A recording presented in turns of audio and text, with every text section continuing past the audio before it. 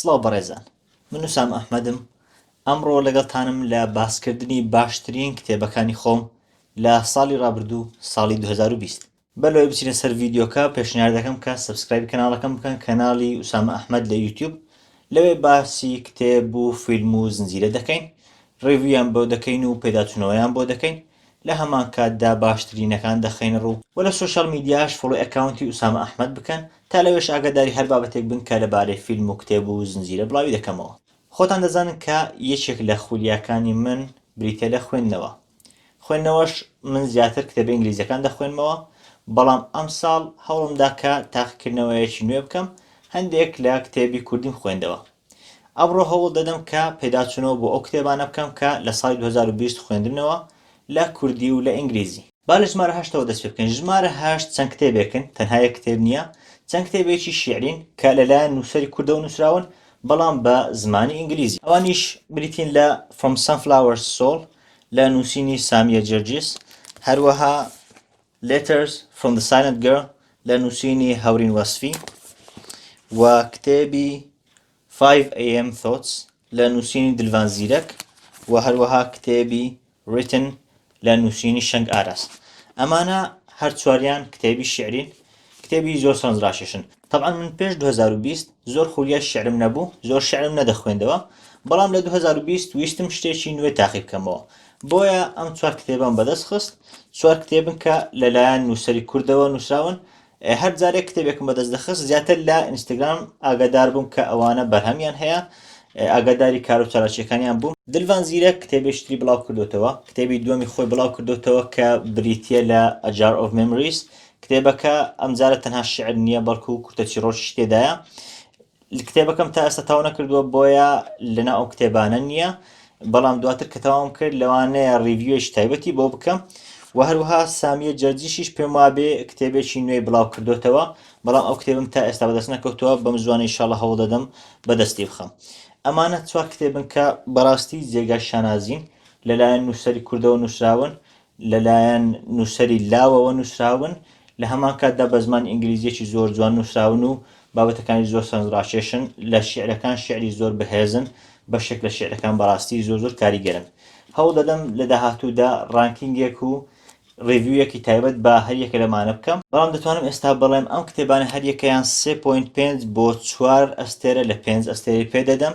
کتێبی شایانی خوێندنەوە، کتێبی سەرنجڕاکێشن، هیوادارم بخوێن. وەک گوتم ئەم ساڵ هەوڵمدا کە هەندێک لە کتێبەکانیش کتێبی کوردی بخوێنمەوە، بەڵام خۆم لەبەر ئەوەی هەست ناکەم لە ناو کتێبی کوردی کتێبی وا سەرنجڕاکێش هەبێت، بۆیە ئەم جارە هەوڵمدا کە کتێبێک وەربگرم، کتێبێک بخوێنمەوە کە جیاواز لەوە بێت کە من زیاتر حەزی پێ دەکەم، بە خۆتان دەزان زیاتر حەز بە ڕۆمان دەکەم. ئەم جارە کتێبێکی جۆرێک لە بایۆگرافی یاخود مێموارم وەرگرت، بیرەوەری، ئەویش بریتە لە کتێبی چل لەلایەن ئەحمەد شوگێریەوە. کتێبەکە تەبعاً وەرگێڕراوە لەلایەن مەودود جەبار. کتێبەکە زۆر سەرنجڕاکێشان بە تایبەت کە لەلایەن کەسایەتێکی زۆر کاریگەرەوە نووسراوە. ئەحمەد شوگێری من خۆم زۆر پێی کاریگەرم، چ لە ڕووی بابەتە کۆمەڵایەتیەکانەوە، چ لە ڕووی بیر و هزریەوە. ئەم کتێبەش یەکێکە لە پڕفرۆشترین کتێبەکان بە تایبەت لە جیهانی عەرەبی، پێم وابێ بۆ ماوەیەکی زۆر پڕفرۆشترین کتێب بوو لە جیهانی عەرەبی. لە کوردستانیش پێم وابێ ڕێژەیەکی زۆری لێفرۆشراوە. کتێبێکە باس لە خەڵوەتی ئەحمەد شوگێری خۆی دەکات کاتێک چۆتە خەڵوەت، لەوێ ئەم کتێبەی نووسیوە و چەند وانەیە کە لە ژیانی خۆی فێری بووە لەم کتێبە باسی کردوون. طبعاً ڕاستگۆیانە بڵێم ئەم کتێبم تا ئێستا تەواو نەکردووە، بەڵام وەک گوتم لەبەر ئەوەی ڕۆمان نییە، کۆتایی و سەرەتا ئەوانەی نییە، هەمووی باسکردنە، زیاتر وەکو بیرەوەری وایە، بۆ دەتوانم بڵێم هەرزوو دڵمی گرت و بوو بە یەکێک لە کتێبە سەرنجڕاکێشەکان، و دەتوانم بڵێن دەبێت بە ژمارە 7 باشترین کتێبی من کە لە ساڵی 2020 خوێندمەوە. ئەمە تا ئێستا 4 ئەستێرەیم پێداوە، بەڵام دەکرێت لە داهاتوودا هەندێک لە بابەتەکانی زۆر بەدڵم نەبن یان زۆر سەرنجڕاکێش نەبن، بەڵام پێم وانییە لە 3.5 کەمتر بێتەوە، بۆیە دەتوانم بڵێم 3.5 تا 4 ئەستێرە لە 5 ئەستێری پێدەدەم. لای شەشەم دووبارە چەند کتێبێکن، بەڵام ئەم کتێبانە گشتیان یەک زنجیرن، واتە زنجیرە کتێبێکن کە هەمویان سەر بە یەک جیهانن. ئەویش بریتە لە کتێبی The 100. لەوانەیە بەشێکتان لە ڕێی زنجیرە تەلەڤیزیۆنیەکەەوە ئاگاداری ئەم بابەتە بن، یانیش لەوانەیە هەندێکتان وەکو من کتێبەکانتان خوێن بێتەوە.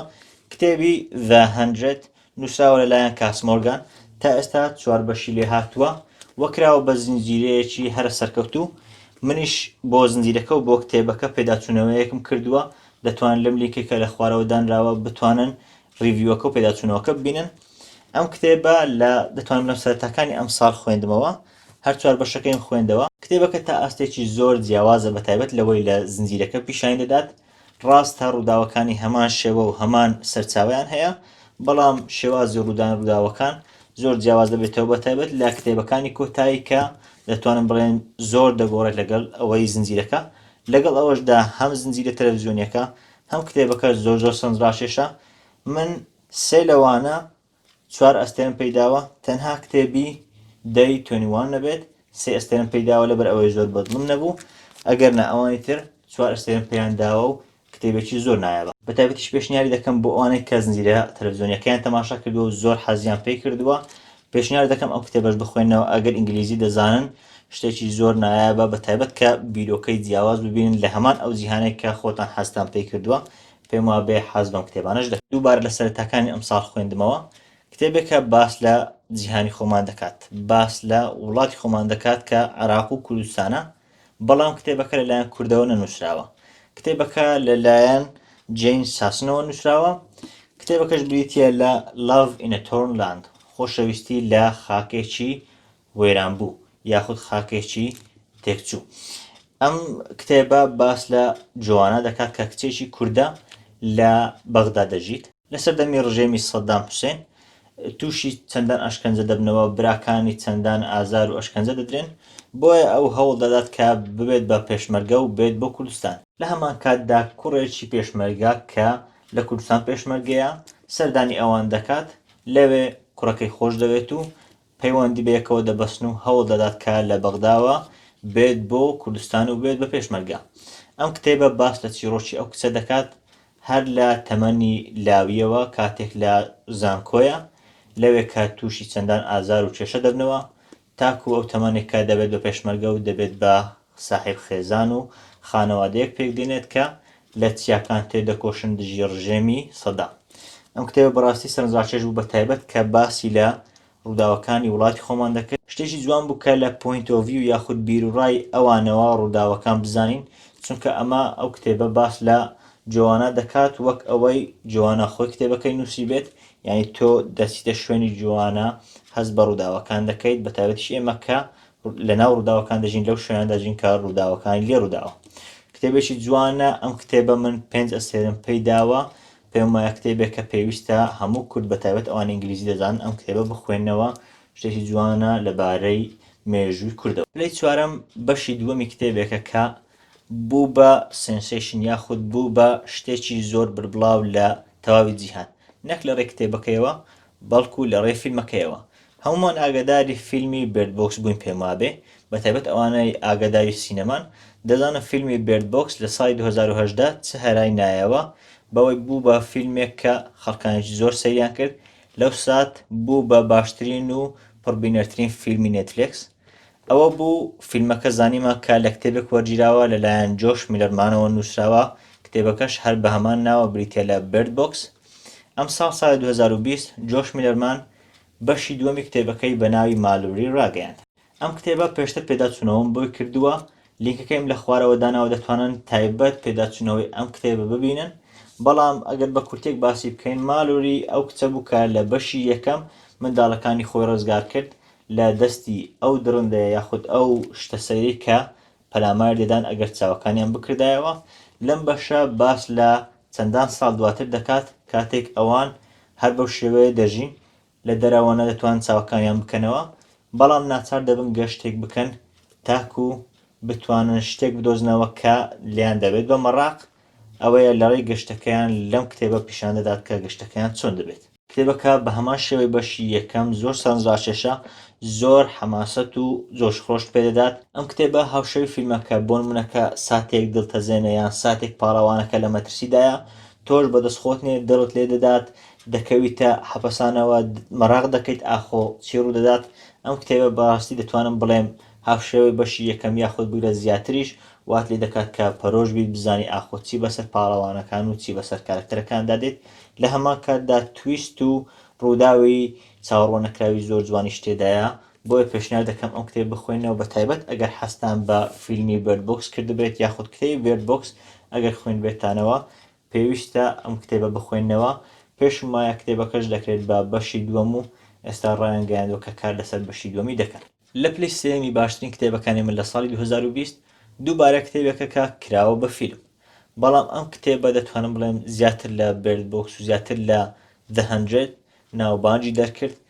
فیلمەکەی و کتێبەکەی بوو بە پڕفرۆشترین و پڕبینەرترین، تەنانەت کتێبەکەی بوو بە یەکێک لە پڕفرۆشترین کتێبەکانی مێژوو، ئەویش بریتیە لە کتێبی The Hunger Games. تەبان ئەو کتێبیان سێ بەشە: The Hunger Games، Catching Fire، هەروەها Mockingjay. ئەمە باس لە کەتنیس ئەڤەردین دەکات. ئەوانەی فیلمەکەیان بینیوە پێم وایە عاشقی فیلمەکەی بوون و زۆریان بەدڵ بووە، بە هەمان شێوە ئەوانەش کە کتێبەکەیان خوێنێتەوە بە هەمان شێوە زۆر حەزی پێ دەکەن. باس لە کاتنیس ئەڤەردین دەکات کە لە جیهانی داهاتوودا کاتێک جیهان کۆنتڕۆل دەکرێت لەلایەن کۆمەڵێکەوە، لەلایەن کۆمەڵێک دەوڵەمەندەوە کە لە کاپیتاڵ یاخود لە پایتەخت دەژین. لە هەمان کاتدا 12 ناوچە هەن کە ئەو کاپیتاڵە یاخود ئەو پایتەختە ئەم 12 ناوچانە بەڕێوە دەبات، بەڵام خەڵکی ئەو 12 ناوچانە خەڵکانێکی هەژارن، بۆیە شۆڕش دەکەن و لە کۆتاییش کتێبەکان و لە کۆتایی فیلمەکانیش دەبینی کە چی ڕوودەدات. ئەمە کتێبێکی زۆر سەرنجڕاکێشە بە تایبەت بۆ پۆست ئەپۆکالیپس کە پیشانی دەدات لە دوای دنیا وێران بوون چی ڕوودەدات، شتێکی زۆر جوانە. لە هەمان کاتدا شتێکی سەرنجڕاکێشە پیشانی دەدات کە ئەوەی ئێمە دەکەین چەندە کاریگەری بەسەر داهاتوودا دەبێت و لە هەمان کات ئەوانش کە لە داهاتوودا چۆن هەوڵ دەدەن هەل بقۆزنەوە، چۆن هەوڵ دەدەن خەڵکان وەکو ئەوەی لە ڕابردوو بینیمانەوە سلێڤەری هەبووە یاخود خەڵک چەوساندنەوە هەبووە، لە داهاتووشدا بە هەمان شێوە دەکرێت، بەڵام شۆڕش ئەنجام دەدرێت و خەڵک هەڵدەستنەوە دژیان. بەگشتی کتێبێکی زۆر نایابە. من هەر سێ بەشەکەی 5/5 پێداوە، 5 ئەستێرم پێداوە، پێشنیار دەکەم بخوێنەوە. تەنانەت ئەگەر حەزتان بە جیهانی هەنگر گەیمیش نەبێت پێم وابێ حەز بەو کتێبانە دەکەن. لە پلەی دووەمی باشترین کتێبەکانی من بۆ ساڵی 2020 کتێبێکە کە هەوڵدرا بکرێت بە فیلم، تەنانەت بەشێکی لێ بەرهەم هات. یەکەم کتێبی کرا بە فیلم، بەڵام فیلمەکە زۆر سەرکەوتوو نەبوو، بۆیە بەشی دووەمی نەکرا بە فیلم. ئەم جارە باس لە کتێبێک دەکەین کە بەشی یەکەمی ساڵی 2019 خوێنمەوە، بەڵام بەشی دووەم و سێمی ئەو ساڵی 2020 یاخود بڵێن ساڵی ڕابردوو ساڵی 2020 خوێنمەوە. ئەوانش بیتین لە هەر یەک لە کتێبەکانی هۆلۆسیتی، هەروەها Library of Souls. ئەم دوو کتێبە بەشی دووەم و سێمی زنجیرە کتێبەکانی Miss Peregrine's Home for Peculiar Children کە نووسەرەکەی بریتە لە Ransom Riggs. ئەمە بەشی یەکەمیەتی، ئەمانەش بەشی دووەم و بەشی سێمیەتی. بەشی چوارەمیش کە کتێبێکی لەوانتر گەورەترە بریتە لە A Map of Days، بەشی دووەم و سێمی ساڵی 2020 خوێنمەوە. کتێبێکی زۆر نایابە. ئەم کتێبانە کتێبێکی فانتازی، کارکتەرەکانی کارکتەری خەیاڵین، باس لە خانەوادەیەک دەکات کە دەتوانین بڵێن گشتیان منداڵن تەنها یەک ئافرەت بەڕێوەیان دەبات. کاتێک کوڕێک پێدەزانێت کە ئەوان خانەوادەیەکی ئاوان، بۆیە مەراق دەبێت و دەچێتە ناو خانەوادەکە، بۆی بەدە دەکەوێت کە ئەویش تا ئاستێک هاوشێوەی ئەوانە. لە بەشی یەکەم باس لە ئەو کاتە دەکات کە ماڵەکان وێران دەکرێت لەلایەن دوژمنەکانیانەوە، لە بەشی دووەم باس لە ڕاوەدوونانیان دەکات لەلایەن دوژمنەکانیانەوە، هەوڵ دەدەن کە شوێنێکی سەلامەت بۆ خۆیان بدۆزنەوە، و لە بەشی سێمیش هەوڵ دەدەن کە کەسێک ڕزگار بکەن کە دوژمنەکانیان ئەویان ڕفاندووە. وەگوتم کتێبەکە خەیاڵیە، باس لە کۆمەڵە منداڵێک دەکات کە هەمویان هێزی سەر و سروشتیان هەیە. یەکێکیان بۆ نمونە زۆر بەهێزە، یەکێکیان بۆ نمونە دەتوانێت بە دەستی کۆنتڕۆل بکات، یەکێکیان دەتوانێت بە دەستی ئاگر دەربدات، ینی هەر یەکەیان جۆرە هێزێک و جۆرە توانایەش تایبەتی هەیە.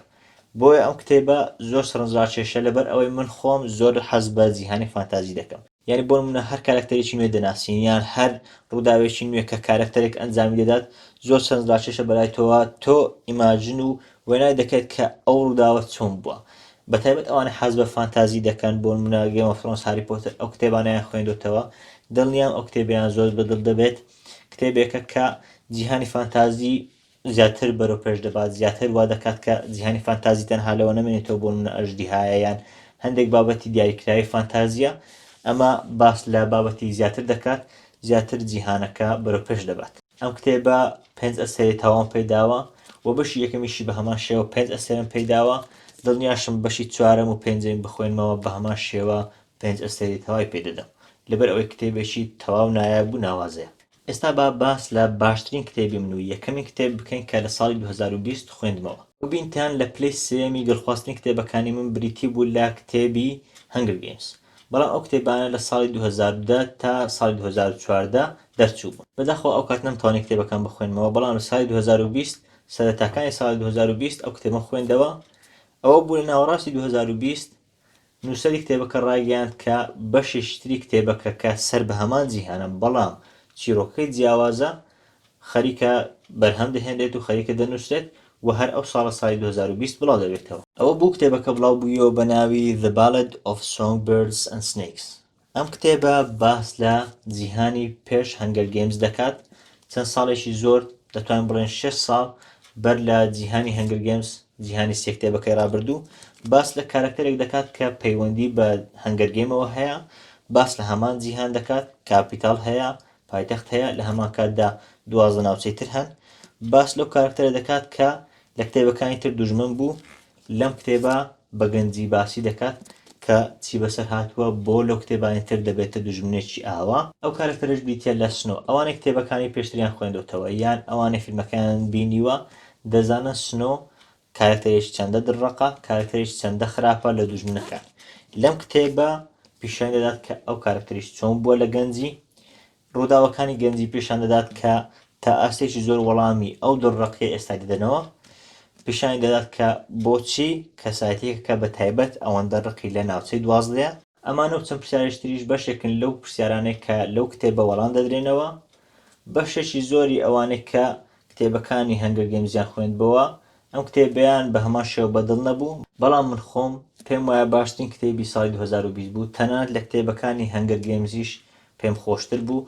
ڕاستە هەنگەر گەیمز لەبەر ئەوە بیرەوانەیە تا ئاستێک ڕووداوەکانمان دەزانین لەبەر ئەوی پێشتر فیلمەکەم بینی، بەڵام ئەمەیان هەستێکی زۆر جیاوازی هەبوو بە تایبەت کە کارکتەرێک کە تۆ لەگەڵ ڕاهاتوویت ببینی کە لە داهاتوودا چۆن بۆ تەنانەت هەست بۆی بزورێت کە دەشزانی کارکتەرێکی چەندە خراپە. بەگشتی ئەمەیان باشترین کتێب بوو کە دەتوانم بڵێم لە ساڵی 2020 خوێنمەوە. هەرچەندە ساڵی 2020 ساڵێکی پڕ کتێب خوێندنەوە نەبوو بۆ من، نەمتوانی کتێبی زۆر بخوێنمەوە، پێم وابێت تا 17 بۆ 18 کتێبێکم خوێندوتەوە، بەڵام ئەمانە باشترین کتێبەکان بوون. بە خۆشحاڵیەوە دەتوانم بڵێم لانی کەم 5یان کە بەشێکی زۆریشان زنجیرەن 5 ئەستێرەی تەواوم پێیان داوە. ئەمەش جێگای دڵخۆشیە کە بتوانی هەندێک کتێب بخوێنەوە کە بەڕاستی جێسەرنج بن. و دەشتوانم بڵێم بەگشتی ئەو کتێبانی تازە باسم کردن لە یەکەمەوە تا 8ەم گشتیان کتێبی ناوازن، پێشنیار دەکەم بیان خوێنەوە. 100% دڵنیام لەو کتێبانێک کە تازە باسم کرد پەشێمان نابنەوە، بە تایبەت ئەگەر حەستان بەو ژانرانە بێت، بۆ نمونە شێعرتان حەز لێیە کتێبە کوردیەکان بخوێنەوە ئەوان لەلایەن نووسەرە کوردەکانەوە نووسرابوون، یان حەستان لە فانتازیە ئەو کتێبانێک کە تازە باسم کردن لە فانتازی ئەوان بخوێنەوە، یانش ئەگەر حەستان لە بۆ نمونە ئەپۆکالیپسە یان تریلەرە. چەند کتێبێکمان باس کرد کە لە باشترین کتێبەکانی من بوون بۆ ساڵی 2020، دڵنیام ئێوەش بەلاتانەوە سرنجڕاکێش دەبن. جا ئەگەر یەکێک لەو کتێبانتان خوێندوتەوە لە کۆمنت بینووسن، یانش ئەگەر کتێبی ئاواتان نەخوێندوتەوە بەڵام کتێبی ترتان خوێندوتەوە کە زۆر سرنجڕاکێش بوون بەلای ئێوە لە ساڵی 2020 چ کوردی چ ئینگلیزی، حەز دەکەم لە کۆمنت بینووسن هەم ئەوانی تریش سوود لەو کتێبانە بینن، هەم لەوانەیە خۆشم کتێبەکانم نەخوێند بێتەوە سوودیان لێ بینم. و لە سۆشیال میدیاش فۆڵۆی ئەکاونتەکانی ئوسام ئەحمەد بکەن لە ئینستاگرام و فەیسبوک و تویتەر، تا لەوێش ئاگاداری ئەو بابەتانە بن کە لەبارەی چ کتێب چ فیلم چ زنجیرە بڵاوی دەکەمەوە. من ئوسام ئەحمەدم، سوپاس.